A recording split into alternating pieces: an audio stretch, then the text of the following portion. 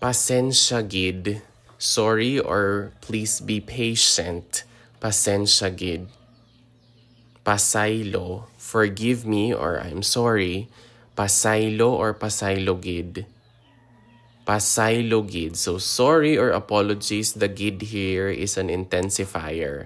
So pasaylo gid. Pasensya na gid. So I'm really sorry with respect or polite. Pasensya na gid. Pasayloha ako, palihog. Please forgive me. Pasayloha ako, palihog. Sorry, and you can also say sorry. Sorry. Sorry, gid. Like what I've mentioned, gid is an intensifier. Sorry, gid. Hindi ko gid hungod. I didn't mean it. Hindi ko gid hungod. Nakasala gid ako. I made a mistake. I really made a mistake. Nakasala gid ako. Kabay nga mapasaylo mo ako. I hope you forgive me. Kabay nga mapasaylo mo ako. Pasensya gid kung nasakit ko ang imo balatyagon.